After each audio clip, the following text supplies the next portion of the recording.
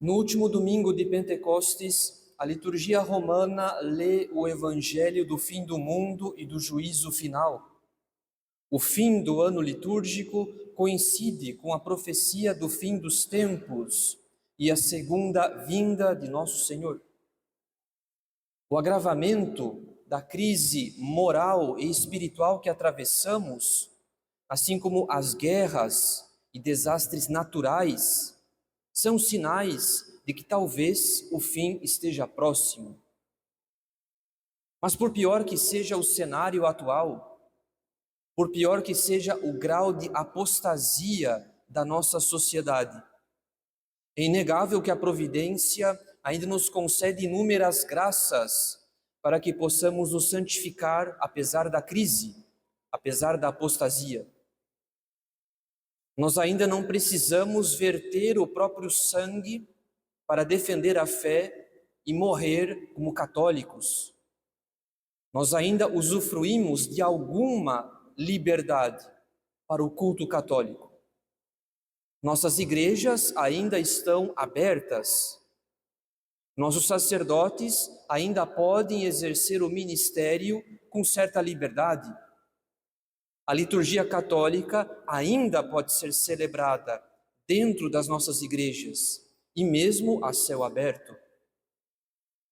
O cenário atual não é bom, não há dúvidas, mas mesmo nas circunstâncias atuais, em nosso país, a igreja ainda não sofre uma perseguição sangrenta ou um amordaçamento completo da sua doutrina.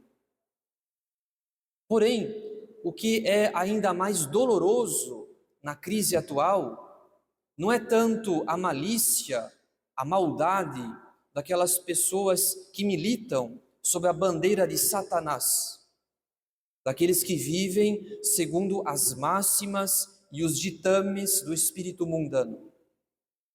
Pelo contrário, o que é mais doloroso é a tibieza ou até mesmo a frieza dos bons, daqueles que conhecem a fé católica, daqueles que receberam um dia uma graça de conversão. De fato, caros fiéis, um simples pecado venial, cometido por uma alma privilegiada de graças, ofende mais a Deus do que um pecado mortal cometido por um mundano ou por um pagão. Isso não quer dizer que o pecado venial se tornou um pecado mortal. Objetivamente, ainda se trata de um pecado venial.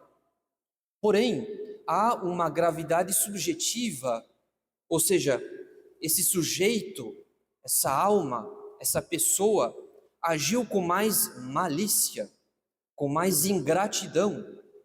Em resumo, o prejuízo, o dano que essa alma causou no corpo místico de Cristo é maior, porque o pecado de uma alma privilegiada de graças, de uma alma vocacionada a uma maior santidade, enfim, o pecado dessa alma impede uma maior dilatação da bondade de Deus no mundo, uma maior manifestação da bondade de Deus no mundo. Imaginemos o que seria se Santo Agostinho ou se Santo Inácio não tivessem atingido uma grande união com Deus.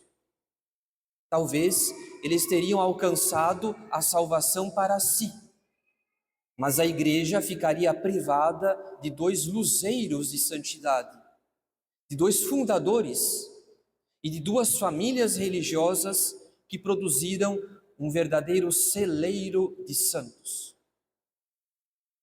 Portanto, caros fiéis, na crise atual, ainda é mais grave a tibieza dos bons do que a malícia dos maus. Há uma gravidade subjetiva no pecado dos bons, porque ela inclui mais ingratidão contra todos os benefícios que as almas privilegiadas receberam para que sejam mais santas e atraiam mais almas à vida interior, à santidade. No entanto, quem são essas almas privilegiadas, essas prediletas do Sagrado Coração, favorecidas com mais graças, preservadas da obstinação no pecado, do endurecimento do coração, da impenitência final e vocacionadas a uma maior santidade no corpo místico de Cristo? Quem são essas almas privilegiadas? Não tenhamos dúvidas, caros fiéis, nós somos essas almas privilegiadas. Não é mérito nosso, não é fruto do nosso esforço pessoal. Pois, como diz São Paulo na Epístola aos Romanos, eis aqui uma prova brilhante de amor de Deus por nós. Quando éramos ainda pecadores, Cristo morreu por nós. Se nós, hoje, conhecemos a doutrina católica sem mistura de erros ou heresias, se nós, hoje, conhecemos o rito romano tradicional e temos o privilégio de receber os sacramentos e participar do santo sacrifício da missa no mais antigo e venerável rito católico, tudo isso é uma graça imerecida que procede da bondade paternal e gratuita de Deus. Nosso Senhor nos chamou para uma maior intimidade com o seu Sagrado Coração.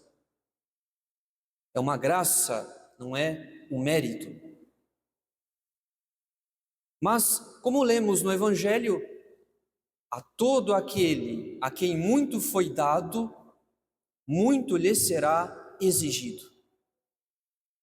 Se nós recebemos mais, se nós recebemos tantas graças, tantas provas do amor misericordioso, tantos sinais da bondade paternal de Deus, que nos preservou de tantos males, para um dia nos conceder uma graça de conversão. Enfim, se nós recebemos mais, então as nossas faltas pesam mais junto ao coração de Jesus, em razão da malícia e da ingratidão que elas contêm. Nossas faltas têm mais malícia porque há menos margem para a ignorância depois que estudamos a moral católica. Pelo contrário, nós pecamos muitas vezes não por fraqueza, mas com conhecimento de causa. Os próprios mundanos não têm a mesma malícia de um convertido que peca com presunção da misericórdia.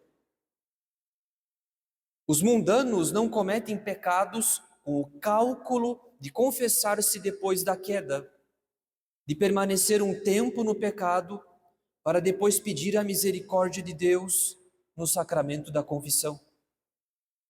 Esse cálculo, essa malícia, parte de alguém que estudou a doutrina católica, que estudou os sacramentos da igreja, não de um mundano, sendo que muitos mundanos temem se aproximar dos sacramentos, justamente porque não se julgam arrependidos o suficiente dos seus pecados.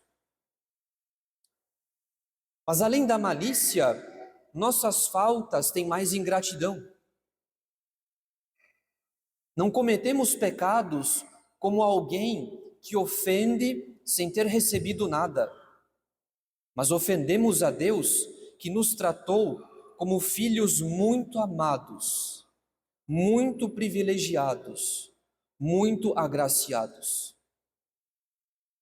Nossos pecados interrompem uma cadeia de graças que teríamos recebido se não fossem as nossas faltas.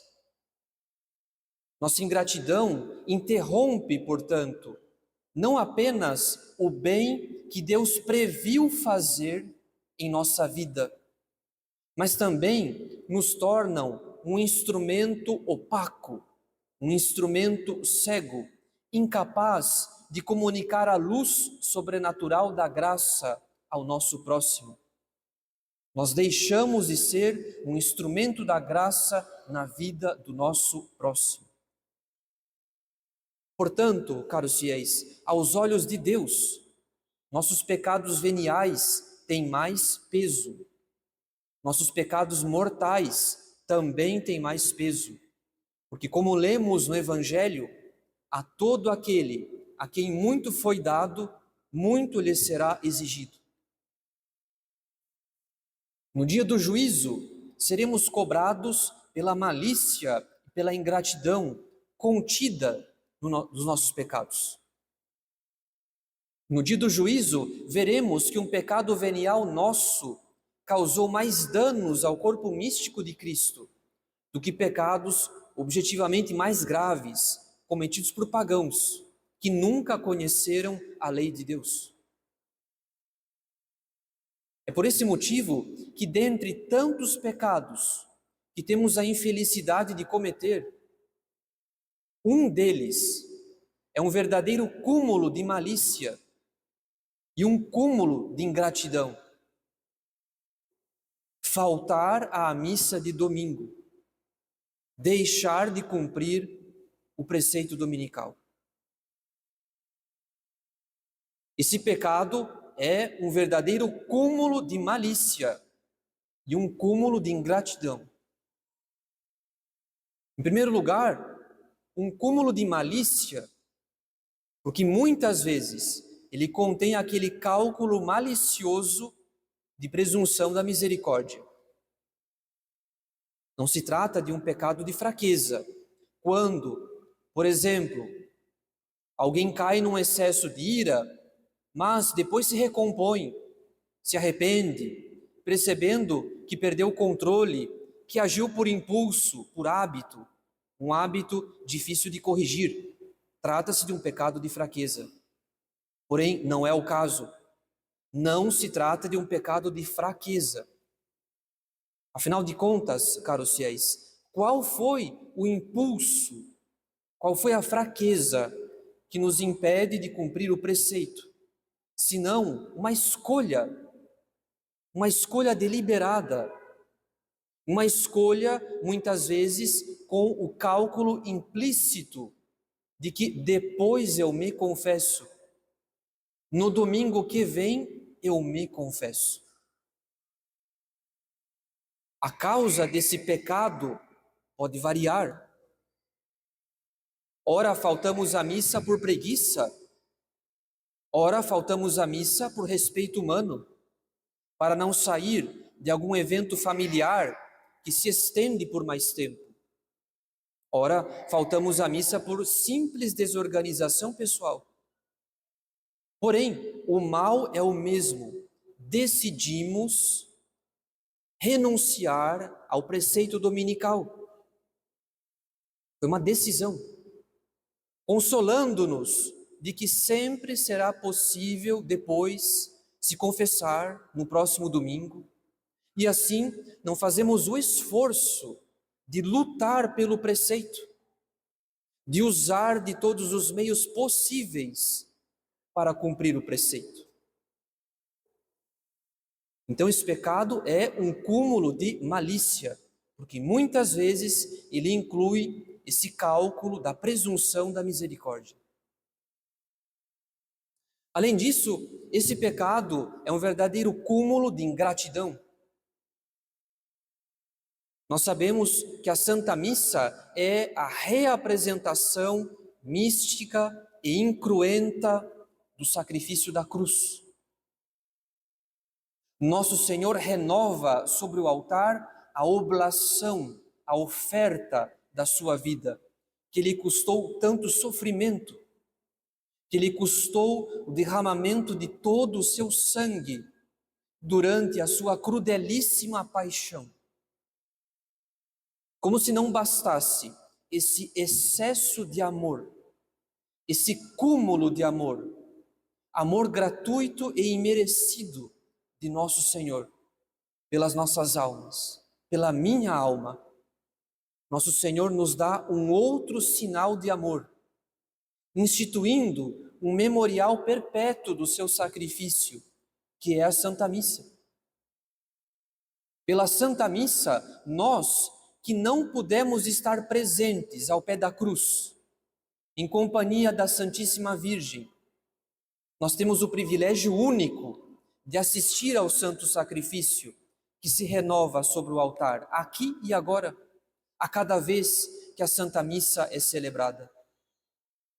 Somente o amor imenso e excessivo de Nosso Senhor justificaria a instituição da Eucaristia e a perpetuação do sacrifício da cruz.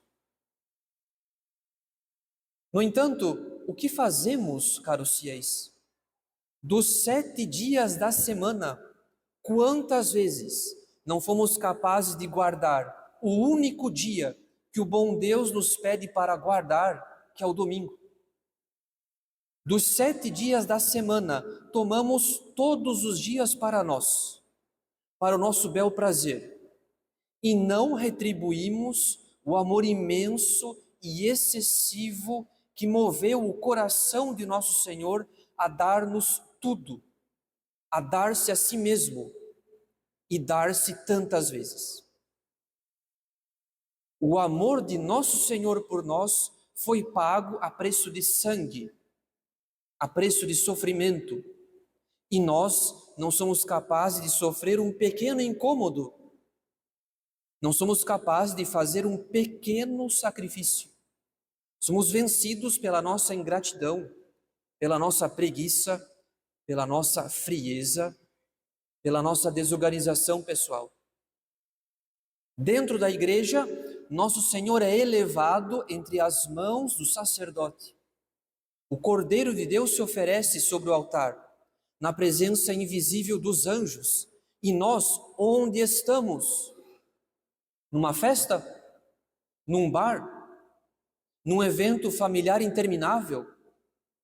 Ou simplesmente prostrados pela preguiça, vencidos pelo conforto e pela comodidade do nosso lar, passando o tempo com algum entretenimento vazio, enquanto alguém que me ama muito reapresenta sobre o altar aquele sacrifício pelo qual ele deu a sua vida por mim e a daria de novo, se isso fosse necessário para salvar a minha alma e apenas a minha alma. Então, eis o cúmulo de ingratidão, caros fiéis. Faltar à missa de domingo é abandonar nosso Senhor na igreja, quando Ele reapresenta o santo sacrifício por mim, para se unir a mim, para se dar a mim. Além disso, pensemos na quantidade de fiéis que gostaria de ter a graça que nós temos. Pensemos nas centenas, nos milhares de católicos que não têm acesso à Santa Missa, e em especial ao rito romano tradicional, como nós temos todos os dias da semana e 3 vezes ao domingo. Enquanto algumas pessoas fazem grandes sacrifícios para assistir uma única missa no rito tradicional, um único domingo no mês, ou quem sabe, um único domingo a cada 2, ou talvez a cada 6 meses. Enquanto nós, com pouco esforço, podemos assistir à missa todos os domingos. Podemos escolher qual missa assistir. Nós que temos um acesso tão amplo ao rito tradicional. Enfim, como nós correspondemos a essa graça? Somos ingratos e não percebemos o quanto desperdiçamos os dons de Deus. Não obstante, a evasão do preceito dominical pode ser apenas um sintoma de uma desordem muito maior. Afinal de contas, caros fiéis, depois que faltamos à missa de domingo, com que fidelidade faremos as orações cotidianas? Com que fidelidade empreenderemos o combate espiritual contra o pecado? Não é de se admirar que após um domingo sem missa, a nossa semana comece num estado de espírito de desânimo, numa sensação de fracasso, de frustração, que pode se arrastar até a evasão do preceito do próximo domingo. E assim, de domingo em domingo, um católico pode cair no ateísmo prático por alguns meses, quem sabe por um ano inteiro. Esse católico então vive como se Deus não existisse. Ele não vai à missa, ele não reza, ele não se confessa. Antes esse católico tivesse lido aquele salmo que diz: para onde irei, a fim de ficar longe do teu espírito? E para onde fugirei da tua presença? Tu me conheces quando me sento e quando me levanto. De longe penetras os meus pensamentos. Enquanto nós tentamos fugir de Deus, nós nos esquecemos que a nossa vida, a nossa existência está sustentada por um ato livre e amoroso de Deus, que nos permite continuar nesse mundo, que nos dá a cada instante uma nova chance. A cada vez que respiramos, a cada batida do nosso coração, nós não percebemos que são outras tantas chances, outras tantas oportunidades que a providência nos dá de reencontrar o amor de Deus e de reencontrá-lo no Calvário, na Santa Missa e na comunhão. Enquanto nós tentamos fugir de Deus, nós nos esquecemos que é Ele que sustenta a nossa vida e a nossa existência. Mas se nós fugimos da Santa Missa, se fugimos dos apelos da nossa consciência, se não queremos ouvir a voz da nossa consciência, então, com que disposições de alma cumpriremos os nossos deveres de Estado? Se não fomos zelosos com o bom Deus, se fomos capazes de tamanha ingratidão, de tamanha indiferença ao santo sacrifício da missa, por acaso seremos zelosos com os nossos deveres de Estado?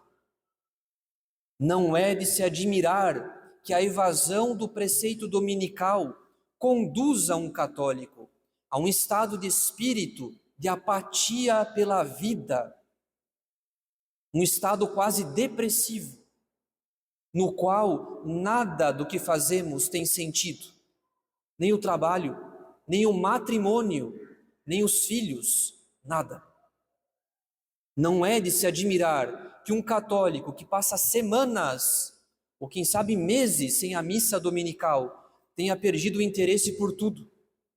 Porque sem a Santa Missa, sem a comunhão, nós não temos mais as graças necessárias para sustentar o espírito de sacrifício, que é tão necessário para o combate espiritual e o cumprimento dos deveres de Estado. Portanto, caros fiéis, como viveremos sem a cruz de nosso Senhor? Como carregaremos as nossas cruzes sem beber das graças que jorram da cruz de Jesus Cristo, que jorram do santo sacrifício da missa e da Sagrada Comunhão? Como viveremos sem a cruz de Jesus Cristo? Quantos pecados cometemos durante uma semana que começou sem a missa? Quantas quedas em pecados contra a castidade ocorreram justamente porque a semana começou sem a missa? Quantos pecados poderiam ter sido evitados? Quantos vícios teriam sido extirpados se houvesse a fidelidade a uma obrigação tão simples, que é a missa de domingo? É certo que há pessoas que estão dispensadas da missa, como os doentes, aqueles que são obrigados a trabalhar, ou aqueles que vivem muito longe da missa que frequentam. Mas quantas vezes, caros fiéis, são justamente essas pessoas as que mais fazem esforço para cumprir o preceito, enquanto que os saudáveis, os desimpedidos, aqueles que têm meios próprios de locomoção ou que moram mais próximos da igreja, talvez estes se dispensam mais facilmente da missa do que os enfermos. Então, tenhamos pena de nossa alma, caros fiéis, de todos os pecados que cometemos, de todos os pecados que somos capazes de cometer. Faltar à missa de domingo está entre os mais vergonhosos, porque não há como diminuir a malícia, nem como diminuir a ingratidão que esse pecado comporta.